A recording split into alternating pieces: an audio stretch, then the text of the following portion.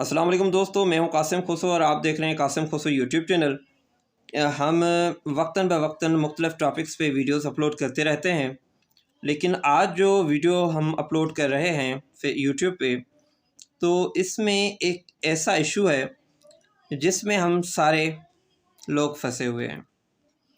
बिलखुसूसन सिंधी लोग, सिंध में रहने वाले लोग इस परेशानी में ज़्यादा मुब्तला हैं, क्योंकि यहाँ पे ना हमारी जानें महफूज हैं, ना हमारा माल महफूज है, ना हम सफ़र में महफूज हैं, ना हम घर में महफूज हैं, ना अपने कारोबार में महफूज हैं।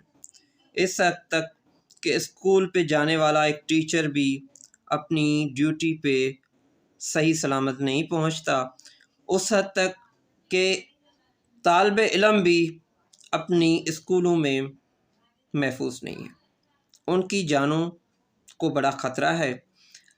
अब हर जगह पे ये हो रहा है कि भाई किसी के साथ ज़रा भी दुश्मनी, उसी को ठोक दिया, कत्ल, ख़त्म, बात ही ख़त्म। अगर कोई नज़र में आ गया तो उसकी घर के सामने खड़ी हुई बाइक उठवा ली, उसकी कार उठवा ली, बल्कि खुद बंदे को उठवा लिया। ये सूरत हाल बनी हुई है। मंशात फ़रोशों का हर जगह पे गढ़ है, और हर जगह पे आप ये देखेंगे कि सोशल मीडिया पे आपको लोग पूरे कट्ठे सबूत देने को तैयार हैं कि इन सारे क्राइम्स के पीछे ये पॉलिटिकल लोग, इनका बड़ा हाथ है।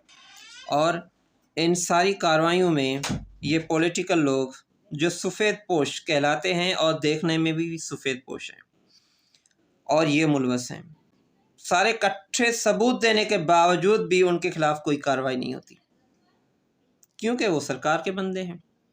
सरकार के बंदे हैं तो उनके ख़िलाफ़ कोई बोल भी नहीं सकता और कोई सुन भी नहीं सकता। और जो मुतासर हो रहे हैं वो बेचारे कुछ कर नहीं सकते, उनके बस की बात नहीं।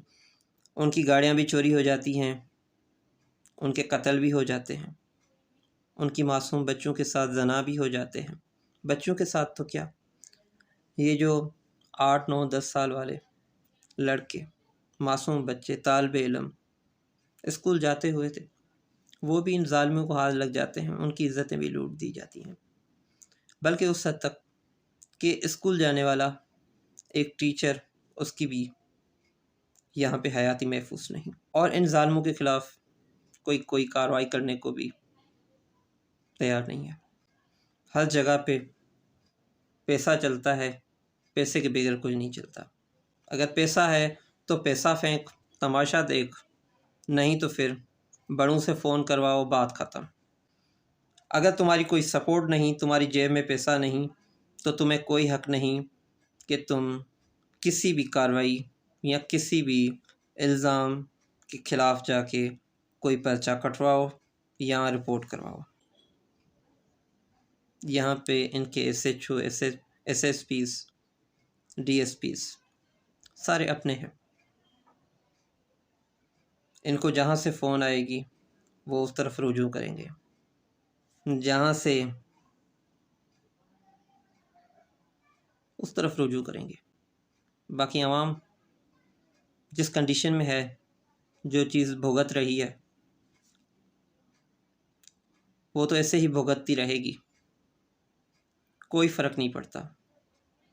चाहे आप कितने एहतजाज करो, कितने भी रोड ब्लॉक करो, आप अपने मासूम बच्चों की,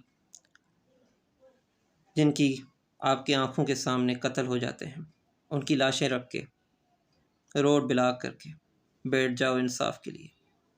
खुद ये इंसाफ दिलवाने वाले आप पे ही लाठी चार्ज करेंगे, लेकिन आपकी आवाज़ नहीं सुनेंगे।